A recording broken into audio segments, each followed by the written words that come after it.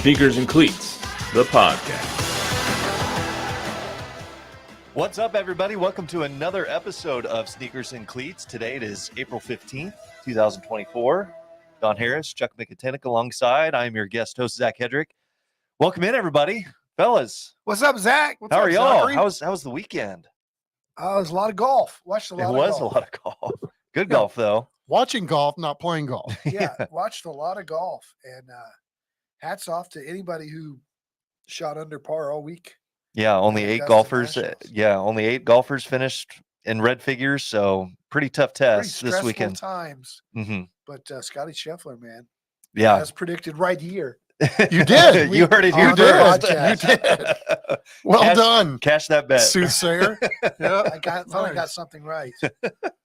We'll get to the Masters a little bit later, but we're going to be talking a bunch of Spurs, NBA playoffs as the Spurs wrap up another season. We look ahead to what's next for this organization, of course, looking at the bright future. But we'll delve into some NBA playoffs ahead. We're also going to, take a little flavoring of the UTSA spring game that happened this weekend. Of course, talking to Jeff Traylor, this spring transfer portal window opens tomorrow. Yes. Ooh.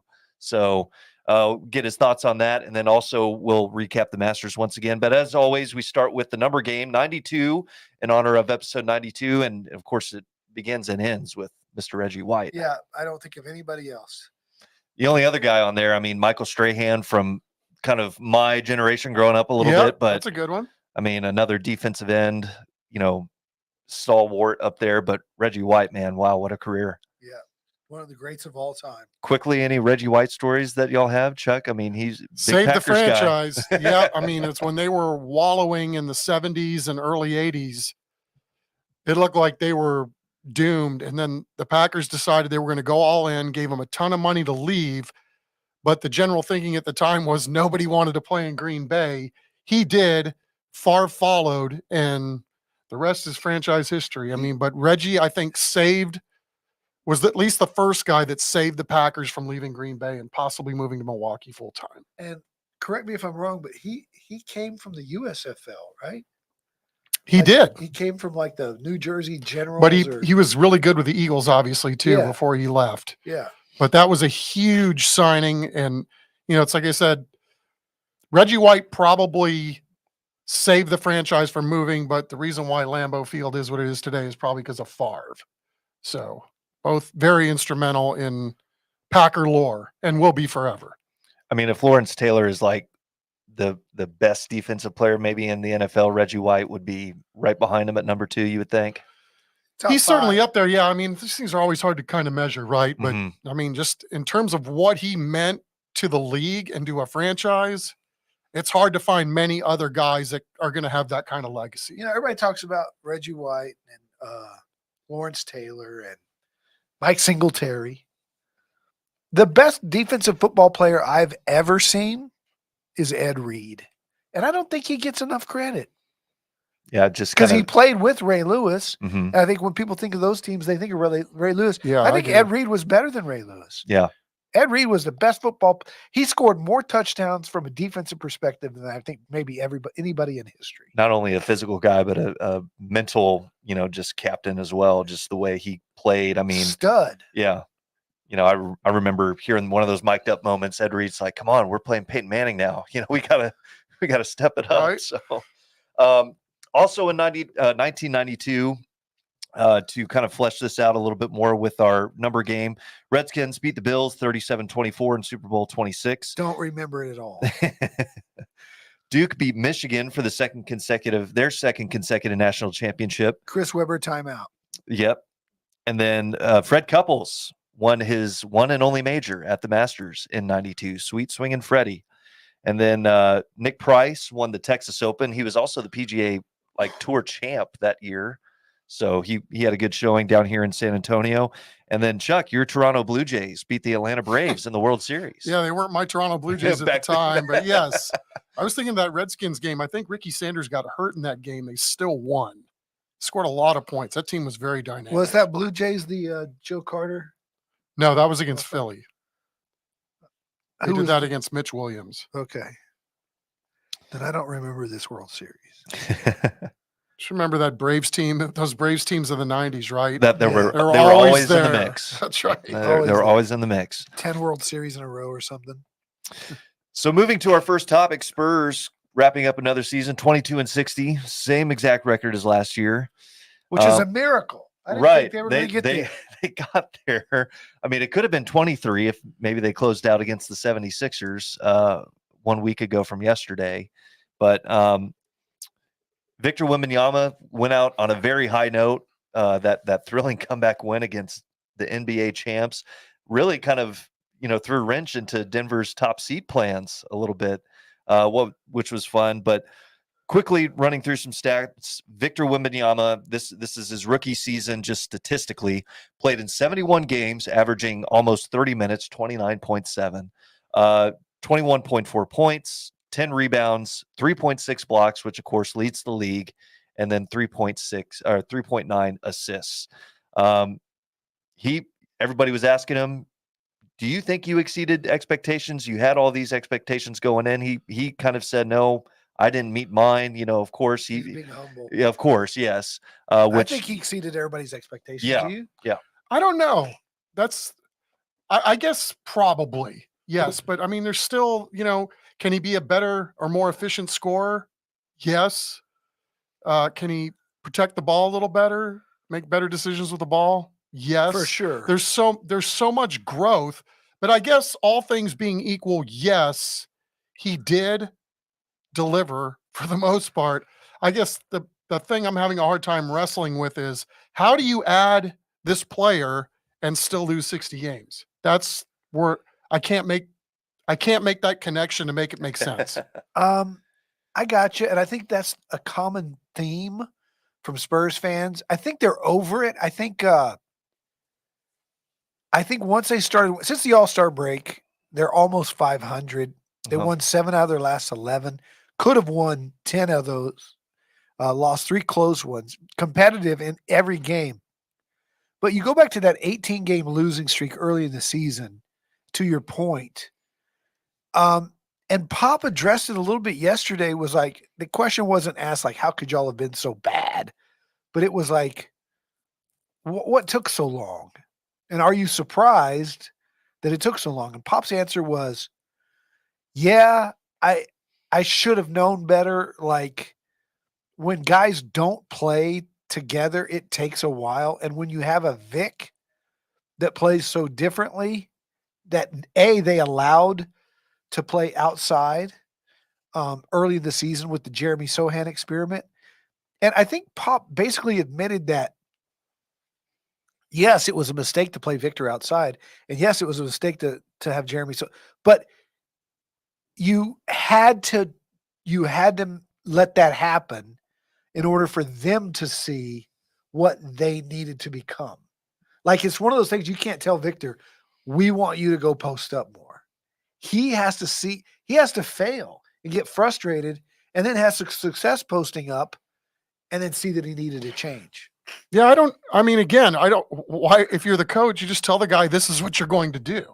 So I don't know. I think it's odd. And again, I don't remember a situation ever in our time covering the Spurs where you could have so many people saying one thing outside the organization, them doing another, and then ultimately doing what everybody outside the organization wanted them to do. Yeah. You see what I'm saying? Yeah, absolutely. And I think it was calculated, and I think it was. Yeah, maybe. And maybe he's wrong for doing it, because we were all screaming at the TV, tell him to go inside. And we were all screaming at the TV, throw him the dang ball, Right, teammates. But I think, I don't know, I think it was their strategy of, look, Victor came in, just like Manu. Victor came in, Pop was like, I want to see where you're comfortable. See, and it was a disaster. The guy was jacking up fall away threes from the get-go, and he thought of himself as a 2 guard. And I don't know, maybe it pays off in the long run because you weren't a tyrant from day one and telling the kid to do something he didn't want to do.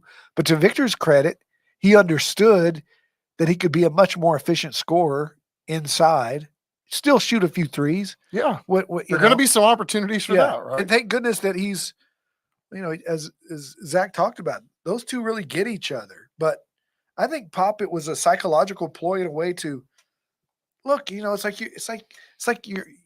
like when your kid learns to ride a bike, he's got to fall down a couple of times on his own. Mhm. You can't just protect him all the way, and he had to kind of learn on his own that he wasn't a guard. Is that Pop admitting that he messed up with Kawhi? I think the Spurs have admitted that they messed up with Kawhi.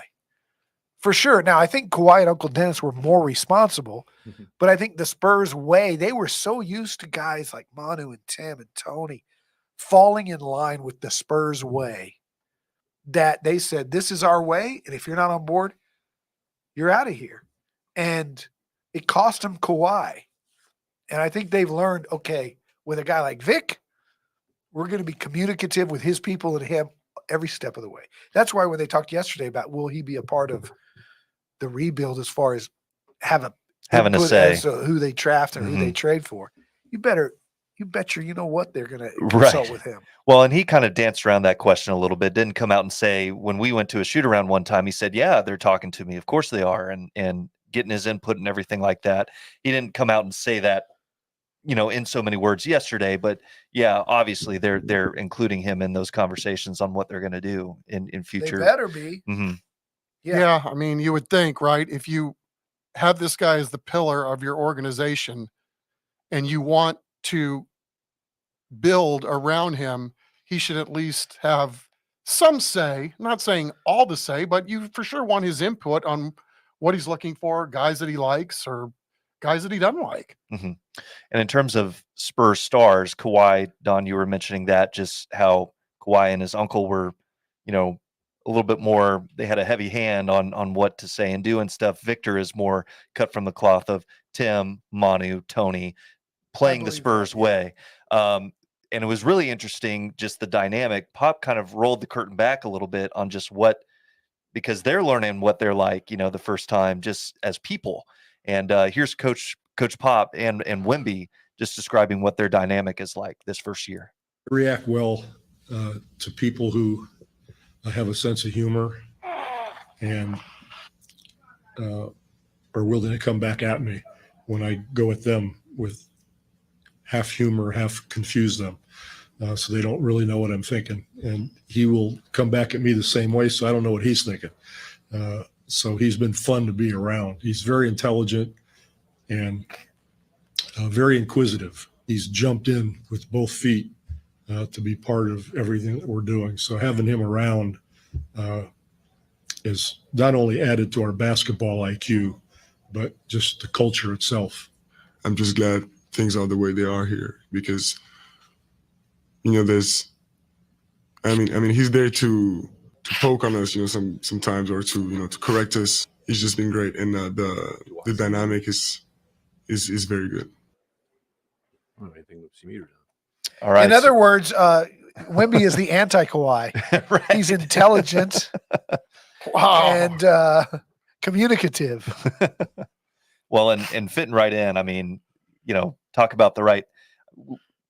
Y'all both said it, when he was drafted or when they won the lottery, Victor's going to fit right in. And this is just further proof of that. Yeah. I mean, you could make the argument that again, the million zillion dollar shoe contract and logos and everything else. I mean, there's a machine behind him that wasn't behind Kawhi. I can tell you that. Yeah. I mean, this is a whole different level that we're talking about right now with Victor, the entity. And we do have some live comments coming in, and our man Cyber Bob is on duty with that. Cyber, what do you got? We got a comment from the business office. Ooh, from Tom Guerrero. I love that Tom listens every week. He's listening on Facebook right now. Yeah. Oh, but his comment is that Tom, shouldn't you be working and doing something productive? Luis needs his check, and Chuck needs his clothing allowance reimbursement. You guys are getting paid. Not enough veteran players around him. Way too many young players not adjusting on how to play with him. And I think that's a great point, though. Do you guys expect bring some veterans in next year? Well, and that kind of leads to the next topic. Okay, you guys are both sitting in GM Brian Wright's chair. What are you doing? Who's staying? Who's going? What moves are you making? If you read the tea leaves and listen to Sean Elliott on the broadcast, you know that Sean's somewhat in the know. Sean just continues to say, big changes are coming. There's going to be a lot of changes. This roster is going to turn over. I don't know. Nobody knows what they're going to do. But I would think it would be a mix of young draft picks and or their own draft picks. I think they're going to wait and see where they fall in the lottery. Toronto's pick, all that. But I do think they understand that they've got to add some vets. It depends on who's available. And it depends on who's available this year and or next Next summer cycle. when guys like Donovan Mitchell are free or others. Apparently Darius Garland is gettable this offseason. I don't know if that's a guy they're targeting. He's an all-star. He's really good. But they're going to have to add that kind of thing, and they've got all the assets to do it. But I have no idea what or when they're going to do it. Yeah, I Except mean, I it's guess the conventional wisdom is that they've been pretty consistent losing the last 5 years. However, if you add what you think is a generational talent to the mix and still end up with 60 losses on the season, I think at some point you have to say, well, it's probably not Victor Wembanyama's fault that we won as many games as we did the year before. So I wouldn't be a bit surprised if there's some changes. The problem is who goes and who stays, who's available, all of those things. Plus, you've got, I think, 2 first-round picks coming in, right? And 2 seconds as we sit here right now. 1 first for sure, and Toronto's if it's not top 6. So, you know, you can start with that. And are there going to be some guys out there when you draft that are going to instantly help you win more ball games? Let me ask you guys this.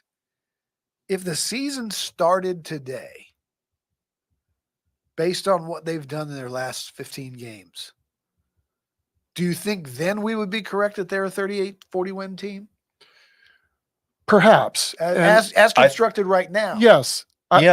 I think fringe kind of like play-in team. They'd be playing in one of the play-in games maybe tomorrow. I mean, to your point, and you know what you alluded to sort of earlier, I mean, we were breaking down the numbers about the All-Star break, and we were talking about how it worked against them even getting to as many wins as they got to last year based on strength of schedule. Well, they looked better when their schedule got tougher than previous. So I would have to argue, yes, that maybe we were closer to the win total if this current team, the way it played the last 6 weeks, 20 or so, is closer to what we thought it would be at the beginning of the year than what it was ultimately when we were picking these things. Yeah, I think that's 100% accurate.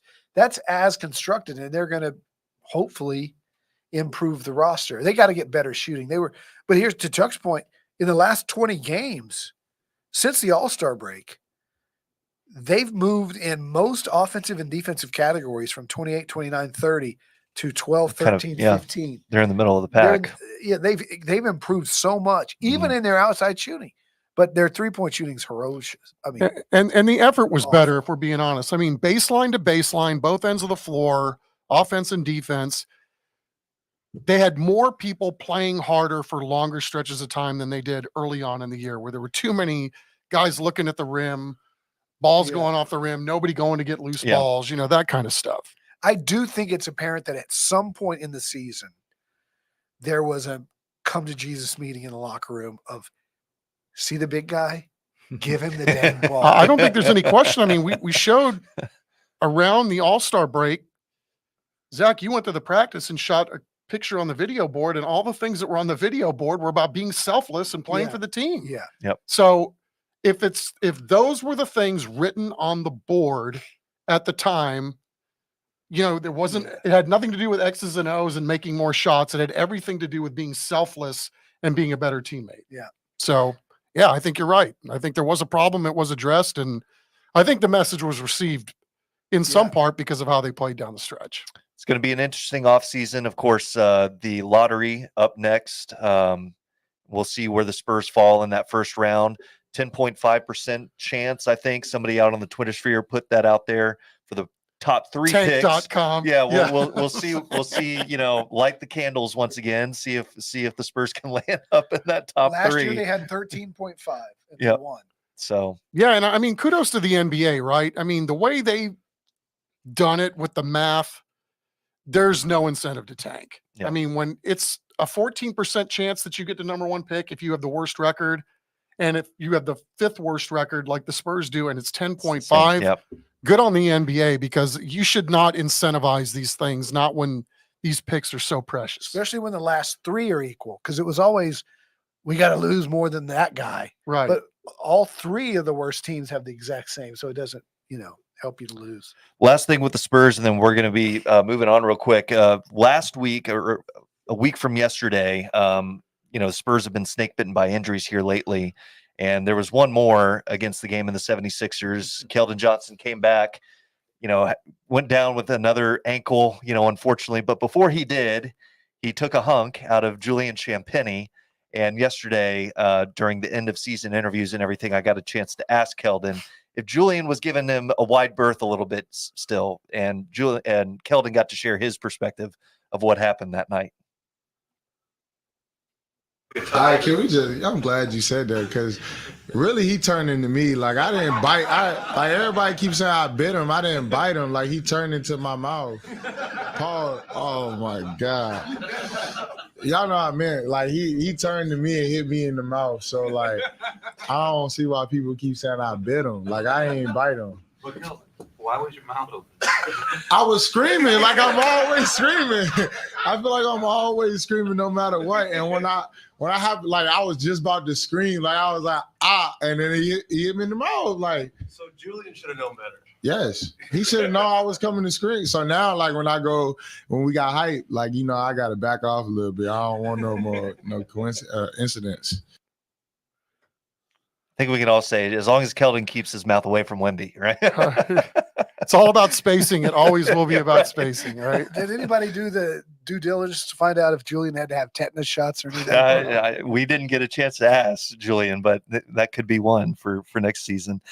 Quickly, NBA playoffs. The play-in games start tomorrow. The West up first, and then Wednesday night it's the Eastern Conference. Quickly, your conference final picks. Who is reaching there? We have our seeds on our second page there, but OKC the top in the West, Boston the tops in the East. Who's reaching the conference finals, and then who is reaching the NBA finals? Go ahead, Don, because I'm going to be wrong. So I want to pick Denver, but they could face the Lakers in round 1 if the Lakers win that play-in game, and that's no easy. That's no easy road. I think Denver's the class of the West. They've got all you need to win a championship, every position, depth, shooting. I'm going to pick Denver. If I had to pick who's going to go against them, man, that Dallas Clippers series is going to be a lot of fun, first rounder. I think Phoenix gets it together. I think Phoenix makes a good run, but I'm going to take Denver to come out of the West. Chuck? Out of the West, I'm going to stay with Denver, but I'm pulling for OKC. I would like to see a young team that's doing it the right way kind of wreck things at this point. And again, shout out to the NBA, because this play-in stuff, like, it's got my attention. You got those 2 games in the West. Sign me up for that. And I mean, if Golden State somehow wins their game against Sacramento, do you want to play them right now? I mean, they've won 8 of their last 10. They've got most of those guys have skins on the wall. I mean, do they have enough to beat some of these other teams? I'm not really sure, but I'll stay with Denver until, I probably just jinxed them, by the way. But Right. And then coming out of the East, it has to be Boston. But how much pressure is there on the Bucks to win it all? True. Right. I mean, there's a lot at stake for them. Give me Denver and Milwaukee. I think that should be fun. And yeah, but the West is going to be the western side of the playoff bracket is going to be a lot of fun to watch, just the matchups and everything. Yeah. So looking forward to that. All right. So UTSA spring game, moving on to our next topic that was held this weekend. Got to see a lot of new fresh faces. Of course, everybody's eyes on Owen McCown and Eddie Lee Marburger at the quarterback position. Both played, fairly well. It seemed like moving the ball. It was kind of rough going at start, but they got things going a little bit, and some local guys also making some big plays. Justin Rodriguez. Justin Rodriguez. I had it down here. 10th year senior. Yeah, J-Rod from Johnson High School, and then Justice Hurt from Taft High School hauled in a touchdown grab from Jackson Gilkey. So who stood out to y'all just from the UTSA spring game? Well, I mean, I think the quarterback play, like Eddie Lee, I think got everybody's attention, Yeah. right? When we thought maybe that Eddie Lee was just a system guy and maybe a guy that, maybe people had high hopes for 2 years ago, but had kind of forgotten about him. I mean, he's got a quick release, seemed pretty accurate with it, looks pretty confident back there moving the team. Kind of seemed like he lost the number 2 job last year because Owen played in the bowl game and Owen played against Tennessee and played well.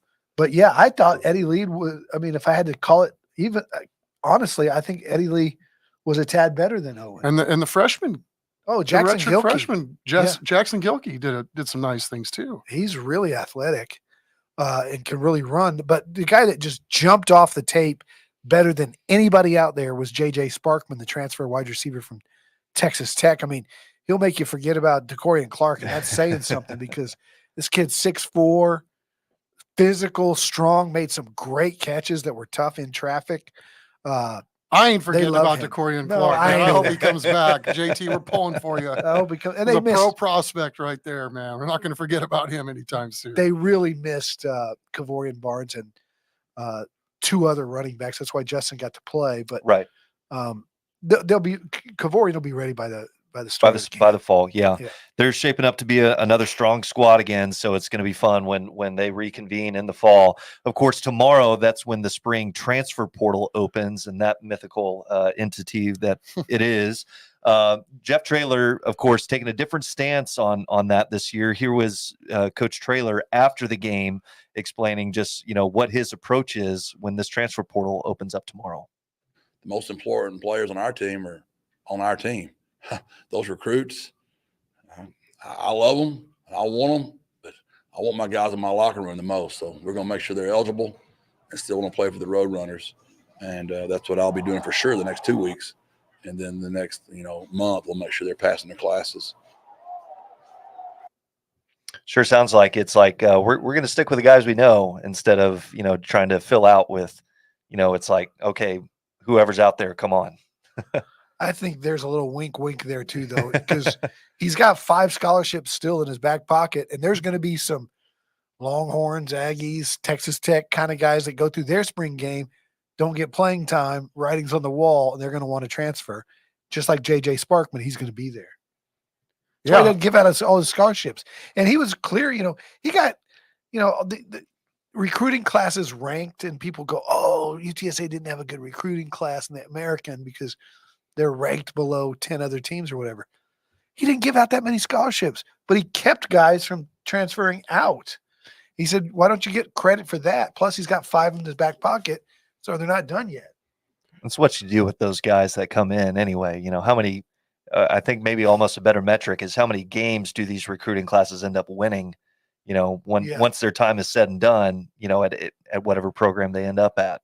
Right. And then, it's just like you can use Eddie Lee as a prime example, right? I mean, these guys could leave, but they don't. There's something about competing at the place that you're at. And that means something. And it means something to the guys that are coaches at these places too. Guys could leave, but they don't. Why don't they?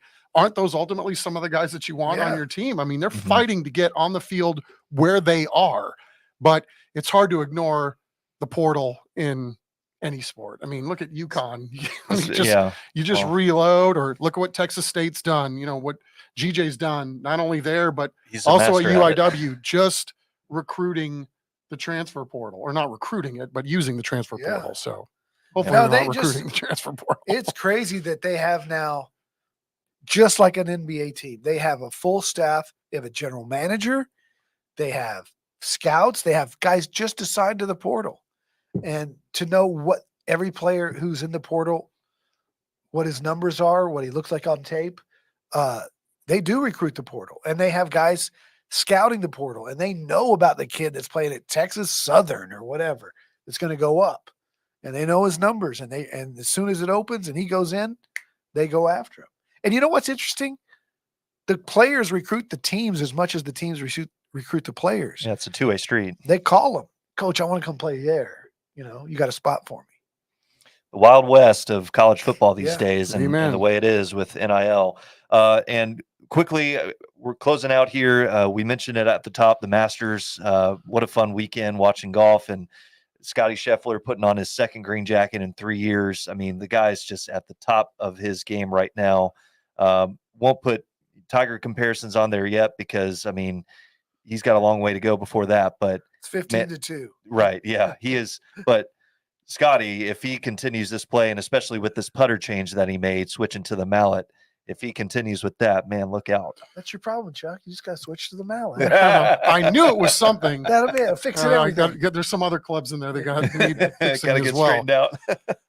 You know, I'm curious though too. Like, is the PGA where it was even 5 years ago with this LIV stuff? You know, I mean, if you're good and if you're great, like Scheffler is, I mean, the dude's won 3 tournaments in his last 9 starts, something like that, 8 starts, somewhere around there. I mean, so if those LIV guys had not defected, you know, how good or how many tournaments would Scheffler have won, all things being equal? But again, I know it's looking at Cindy Crawford's face and looking at the mole, but dude's pretty damn special, man. I never had heard that one before. Well, that's a oldie but goodie, man. Come on. Something else of note, and Don, I think you touched on this last night. After Scotty, the guys who finished, you know, in the top 10 of the Masters, Ludwig Oberg, Tommy Fleetwood, Max Homa, Colin Morikawa, and Cameron Smith. All of those guys got to start here in San Antonio at the Valero Texas Open before going and playing in the Masters. Yeah. So I know Larson Segerdahl talked about it. These guys wanting to tune up and sharpen their game before going to Augusta. There's the proof in the pudding right there. And Oberg, man, 24-year-old Texas Tech kid from Sweden. He played very well. He's on his way up. First time around on the Masters track. Yeah, first major ever. And I think he and Victor Hovland too are just 2 young studs that are going to be fun to watch for years to come. Amen. All right. Well, that sounds like it's going to wrap it up for us today, episode 92. Thanks so much for tuning in and checking us out. Be sure to like and subscribe, download wherever you get your podcasts. Matt will be back with you here next time again after his vacation. Until next time, have a good one, everybody.